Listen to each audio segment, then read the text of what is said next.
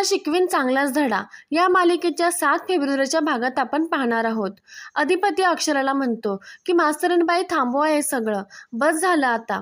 त्यावर अक्षरा म्हणते की अधिपती जर आता बोलायचं नाही तर मग कधी बोलणार मी.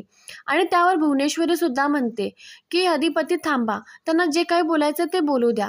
आणि मग ती स्वतः अक्षरासमोर जाते आणि तिला मुद्दाम सगळ्या बायकांसमोर बोलायला भाग पाडते की बोला सुनबाई, नक्की काय म्हणायचं आहे तुम्हाला, काय गुन्हा केला आम्ही. आणि त्यावर अक्षरा म्हणते की मॅडम, मी तुम्हाला अजूनही तुमचा गुन्हा मान्य करण्याची संधी देत आहे. तुम्ही जे काही केलं आहे ते स्वतः तोंडाने कबूल करा. त्यावर भुवनेश्वरी म्हणते की मी नेमकं काय केलं आहे.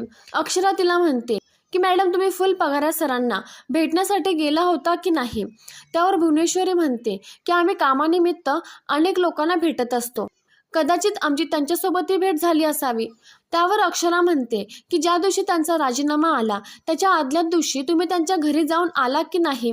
त्यावर भुवनेश्वरी म्हणते हो, आठवलं आता, आम्ही त्यांची भेट घेतली होती. आमचं त्यांच्या घरापाशीच काहीतरी काम होतं म्हणून मी त्यांच्या घरी गेले होते. तुम्ही किती वेळ तिथे होता आणि नक्की कशासाठी गेला होता. त्यावर भुवनेश्वरी म्हणते की त्यांच्या मिसेसची तब्येत बरी नव्हती म्हणून आम्ही त्यांना बघण्यासाठी गेलो होतो, मात्र त्या झोपल्या होत्या म्हणून आम्ही 10 मिनिटातच बाहेर आलो. मग अक्षरा म्हणते की मॅडम, खरंच तुम्ही 10 मिनिटं होता का. त्यावर भुवनेश्वरी म्हणते आम्ही काही टाईम लावून गेलो नव्हतो. मग अक्षरा म्हणते की मॅडम, तुम्ही तिथे 10 मिनिटं नव्हता आणि हे सिद्ध करण्यासाठी माझ्याकडे पुरावा आहे. त्यावर भुवनेश्वरी म्हणते म्हणजे जो गुन्हा घडलाच नाही त्याचा तुम्ही पुरावा सुद्धा आणला आहे का.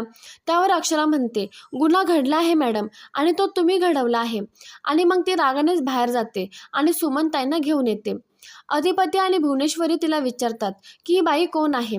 त्यावर अक्षरा सांगते या सुमनताई आहेत, ज्या फुल पगारांच्या घराजवळ राहतात आणि यांनी सगळं काही बघितलं आहे.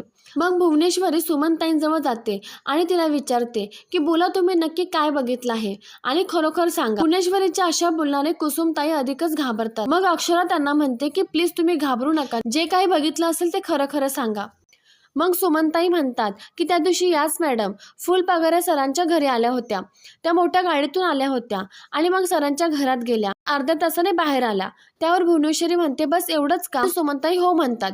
तर अक्षरा भुवनेश्वरीला म्हणते बघा मॅडम, म्हणजे तुम्ही फुल पगारे सरांच्या घरी अर्धा तास होता, नक्की अर्धा तास तुम्ही त्यांच्या घरी काय करत होता. त्यावर भुवनेश्वरी म्हणते की आम्हाला काही कागदपत्रांवर त्यांच्या सह्या घ्यायच्या होत्या, शाळेची महत्त्वाची कागदपत्र होती म्हणून वेळ लागला.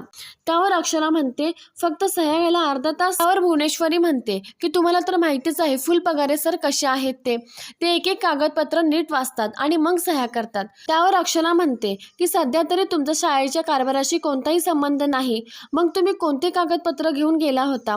मग भुवनेश्वरी म्हणते शाळेचे म्हणजे ट्रस्टचे, ते ट्रस्टी आहेत ना.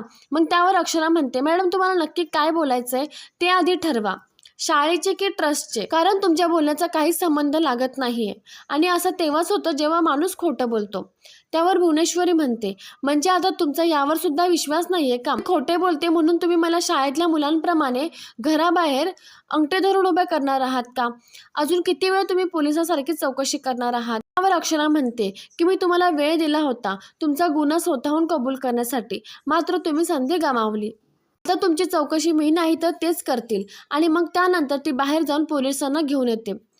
पोलिसांना बघून सगळ्यांना मोठा धक्का बसतो. तर अक्षरा म्हणते की मॅडम, आता पोलिसच चौकशी करतील. मग भुवनेश्वरी त्या इन्स्पेक्टर जवळ जाते आणि त्यांना विचारते की काय भानगड आहे. त्यावर इन्स्पेक्टर म्हणतात मॅडम, मिसिंगची कंप्लेंट आहे आणि या बाईच्या साक्षीप्रमाणे फुल पगारे सरांना भेटलेला तुम्ही शेवटचा व्यक्ती आहात, त्यामुळे संशय तुमच्यावर जातो. तुमची चौकशी आम्हाला करावी लागेल. त्यावर भुवनेश्वरी म्हणते ठीक आहे, मला चौकशीसाठी कसं घेऊन जाणार, हातात बेड्या घालून येता. आणि भुवनेश्वरी हे वाक्य ऐकून सगळेजण घाबरतात. भुवनेश्वरीला बाजूला घेऊन येत म्हणतो की साहेब, हे काय करताय तुम्ही, तुमच्या यात काही चूक नाही, प्लीज असं काही करू नका. मात्र भुवनेश्वरी काही ऐकत नाही. त्यामुळे मग अधिपती अक्षराला समजवण्याचा प्रयत्न करतात, पण ती सुद्धा काही ऐकून घ्यायला तयार नसते.